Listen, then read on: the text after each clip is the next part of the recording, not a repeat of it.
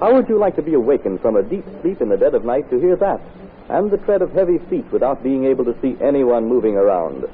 Could you go back to peaceful slumber after being awakened by a cold and clammy hand upon your brow and gazing into the phantom face of a one-eyed madman?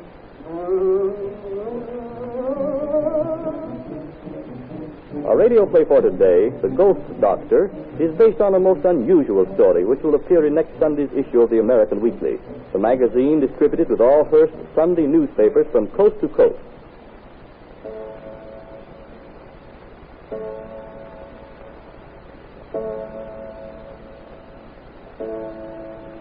It is a witching midnight hour, when spirits of those who have long since departed this fleshly world return to live again. In millions of homes, respectable citizens are fast asleep, resting for the toils and duties of the morrow.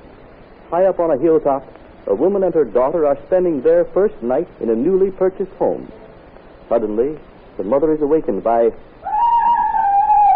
And reaching for her negligee at the foot of the bed, she is about to get up when the door bursts open. Mother! Mother! What is it, Vilma? Was that you, really? What happened? Oh, Mother, it was terrible. Terrible. What was terrible? Oh, there. Stop shaking, darling. There's nothing to be afraid of. But Mother's with you, baby. That hand, that eye. What hand? What eye? Don't let him come in here, Mother. Don't let him come near me again. Oh, of course I won't, Vilma. But just tell Mother what's the matter. I woke up feeling as though someone had put his hand on my forehead like this. Only it was a dreadfully cold and clammy hand. Yes, go on. When I opened my eyes, I stared up into the face of... Oh, but nobody's coming in here, Mother. Oh, nobody's coming in here, dear. There's nobody in this whole house but you and me. There he is again. And he's only got one eye. The place where his other eye should be is a gaping hole. Oh, hush, child. You were dreaming. Listen. I wasn't dreaming, Mother. I heard his footsteps. Hear that? He's going into the north wing. The north wing? Why, Vilma Digby, you know as well as I do that north wing hasn't been occupied for years, and we haven't unlocked the doors yet. What's that? Mother, come here to the window. What is it, dear? Look. It's impossible. You see? There's a light in that window. And the doors to that wing are still locked. It's gone. Just as suddenly as it appeared. Why, so it has. But there it is again, in the next room. You're right, dear. Now I understand why I bought this house so cheaply. I'm not going to stay here another night. This house is haunted.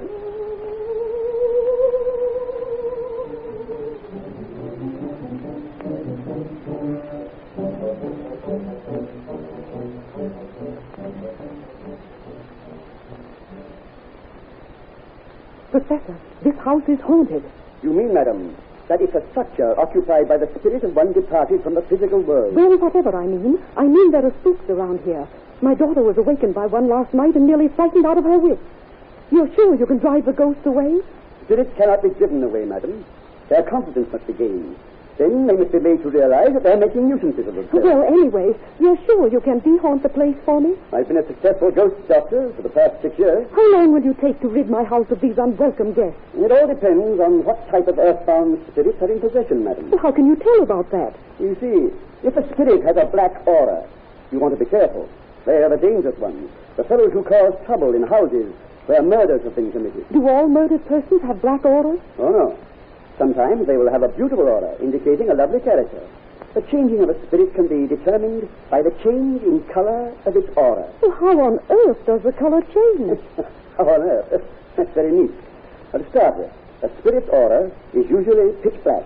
Then it changes gradually to a liquid silver. Well, that's very interesting.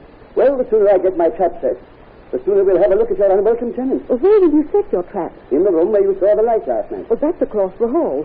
Come along, Professor. Right you are. I'm ready. Well, you haven't got very much paraphernalia, judging from that one suitcase. No, my equipment isn't very elaborate, but it's effective. I hope so.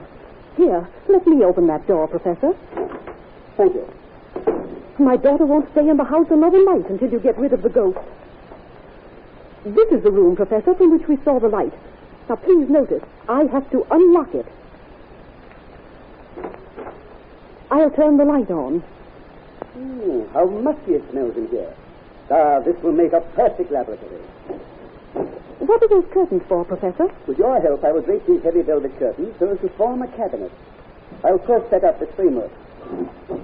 Now then, if you'll take the hold of that end, Mrs. Digby. That's it. Let's hang it up. This way? That's right. You see, we must separate a small space from the rest of the room. Why? So that the spirit may have an opportunity for a private conference. Now, I'll set up this folding chair. Yes. And then this portable Victrola. What's that for? It's the key to the trick. To the spirit, it's a mysterious and unexplainable object. Its appearance and the sound of the music attracts the spirit's attention, and he hovers around to investigate. After a time, he'll ask a question. And then I've got him. Got him? I don't understand. Once I get a spirit to make an opening inquiry, I've accomplished the hardest part of my job. Indeed. Professor, do you have to work alone? Not necessarily. Well, if there's anything weird going on, I want to see it. Very well. Everything's arranged. Please turn out the light. Now, come and stand in the cabinet by my side. The chair is for our ghostly visitor. Why, I can't see a thing. Where are you? Stand still a minute. I'll strike a match. Fine. Now what do we do? I'll start some music playing. That ought to attract the spirit.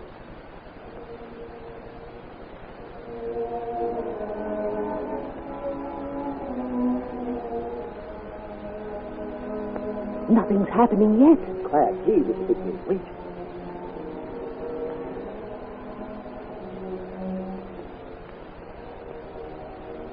Listen. The same sound we heard last night. We've got the spirit's attention. He'll soon be with us.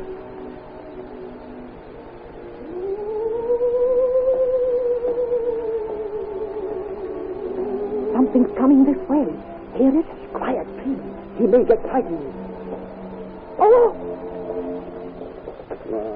You frightened him away. Oh, I'm sorry. But could you tell what color he was? Green.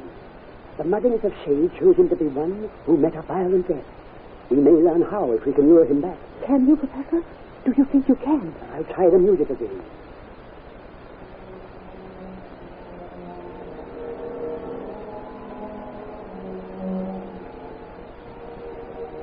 He isn't coming. Wait, be patient.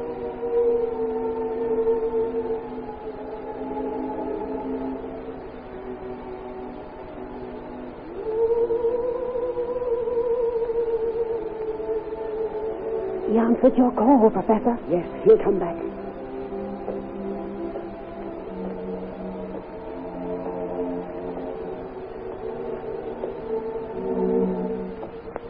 Here he comes. Good evening, friends. That music, where does it come from? What did I tell you, Mrs. Digby? They all ask that. It's a Victrola, friends. I played it to attract your attention. Tell me, why can't you take the rest you deserve? Why do you keep tramping around so? I cannot rest. I must keep tramping, tramping, tramping. Why? In life, I was a traveling pet, tramping around the country. Always, I tramped. Tramp, tramp. Why? Why are you earthbound? Because I have never been buried. Never been buried? What do you mean?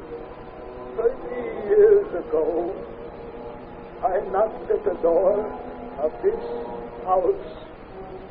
It was a dark and stormy night.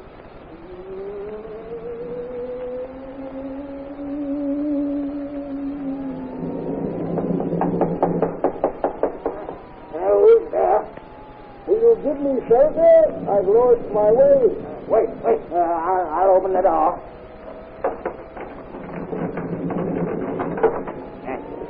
Come in. Thanks. What have you got on your back there? Oh, my empty pack. I'm a peddler returning to the city for another supply of goods. Do you mind if I throw this in the corner? As you like. Oh, thanks. That fire looks good. May I warm myself and dry out a bit? As you like. That feels as good as it looks, that fire. So, you live here alone? Who sent you to this house? No one sent me. I lost my way. Seeing your light at windows, I knocked at your door. You lie. Huh? Tell me who sent you to this house. Telling you the truth, my dear son. Nobody sent me. You came to rob me of my gold. They told you to come here and rob me of it, didn't they? Didn't they? answer me, didn't they? I don't know what you're talking about. Who's they? So that's why you brought your sack with you. Peddler. Bah! Do you expect me to believe that? Do they expect to pull the wool over my eyes with that story? Well, I assure you, sir, you're mistaken. I'm only a poor traveling peddler, lost and homeless. Peddler. Peddler. Bah! Well, since you evidently won't believe me, well, I better go, eh? Stay where you are. Huh? Here, let that sack alone. Here, put that poker down. They'll send you to rob me, will they? I'll show them. Put that poker back by the fireplace, do you hear? I'll show them. Stop, stay where you are. Don't come another step I'll closer. get Now, you. listen to me, please. Now, wait one moment. I'm telling you the truth. Nobody said I'll that. show them. I'll show them you'll never be seen again. I'll never be seen again. I'll show them nobody will ever rob me. Don't strike me with that poker. I'll trick that.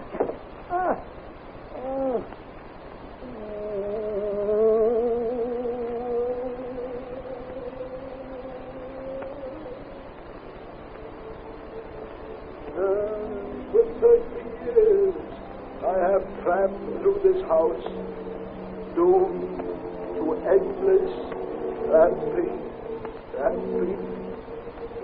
Heavens, am I dreaming? Quiet, please. Spirit visitor, what happened to the owner of this house? I managed to put one of his eyes out in his tunnel. He stays here too. He puts a light in the window every night. Just like the night came. The one-eyed madman Vilma saw. The new owner of this house hasn't done you any harm. Won't you go away and leave her in peace, both of you? Yes, on one condition. Name it. That you take my remains from the place they are hidden and give me a decent burial. Gladly. Where are your remains? In the cellar, near the coal bin. That's where the old man hid me. You have our word to bury you. Now will you go? Yes, I will go. Have my ears deceived me? Or my eyes? I'm sure I saw something in that chair. You doubt we talk with the spirit of a peddler? I must confess I do. You wish proof? Can you give me proof? Yes. Tomorrow we will dig up the cellar, near the coal bin.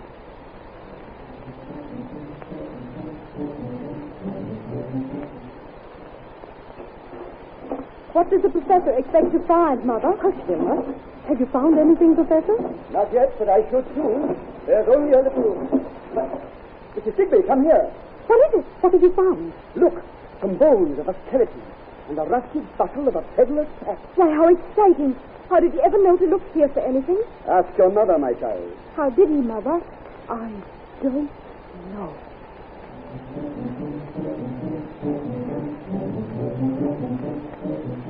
Be sure to read the hair-raising adventures of a ghost doctor, which will appear in next Sunday's issue of the American Weekly, the magazine distributed with all Hearst Sunday newspapers from coast to coast. It will appear under the title Haunted Houses. This is Wentworth announcing and turning the microphone over to your own announcer.